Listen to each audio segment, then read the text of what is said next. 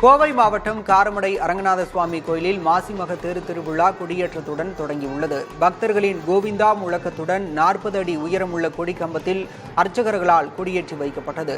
தினமும் வெவ்வேறு வாகனங்களில் எழுந்தருளி அரங்கநாதர் பக்தர்களுக்கு அருள்பாலிக்க உள்ளார். விழாவின் சிகர நிகழ்ச்சியான தேரோட்டம் வருகிற 12ஆம் தேதி நடைபெறவுள்ளது.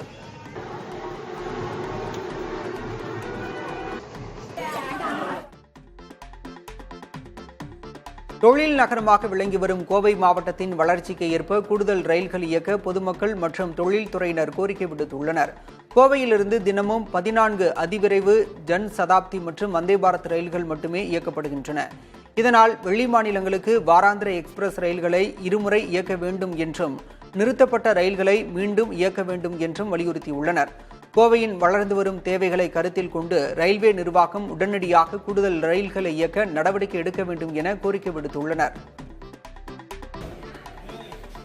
வங்கியில் பெருமளவில் கடன் பெற்று திருப்பிச் செலுத்தாதவர்கள் மீது எந்த நடவடிக்கையும் எடுக்காமல் சாதாரண மக்கள் மீது நடவடிக்கை எடுப்பது துரதிருஷ்டவசமானது என உயர்நீதிமன்ற மதுரை கிளை தெரிவித்துள்ளது. திருச்சியைச் சேர்ந்த மஞ்சு பிரீத்தி என்பவரின் வங்கிக் கணக்கு செயல்படாத சொத்து என அறிவிக்கப்பட்டதை எதிர்த்து அவர் வழக்கு தொடர்ந்தார்.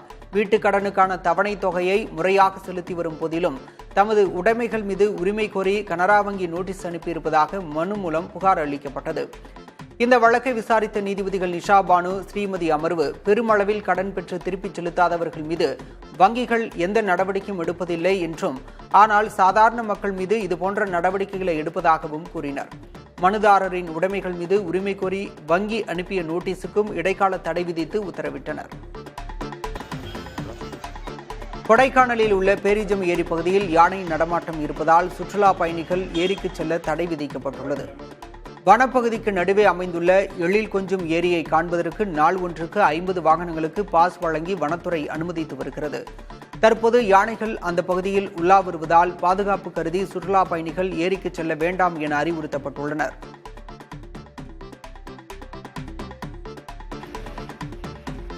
கள்ளக்குறிச்சி மாவட்டம் சங்கராபுரம் பகுதியில் ஓய்வு பெற்ற போக்குவரத்து ஊழியரின் இருசக்கர வாகனத்தை இளைஞர் ஒருவர் திருடிச் சென்றுள்ளார். இது தொடர்பான சிசிடிவி காட்சியை கைப்பற்றி காவல்துறையினர் விசாரித்து வருகின்றனர். சங்கராபுரம் பேருந்து நிலையத்தில் வாகனத்தை நிறுத்திய நிலையில் இந்த திருட்டுச் சம்பவம் நடைபெற்றுள்ளது.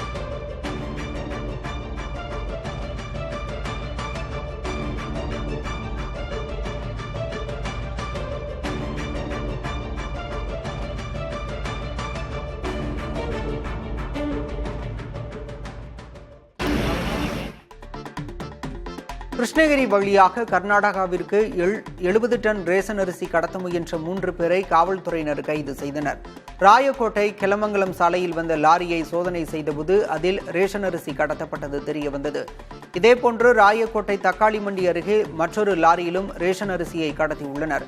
பல்வேறு இடங்களில் ரேஷன் அரிசியை வாங்கி மில்லில் பாலிஷ் செய்து அதனை வெளி மாநிலங்களில் விற்பனை செய்தது விசாரணையில் தெரியவந்துள்ளது.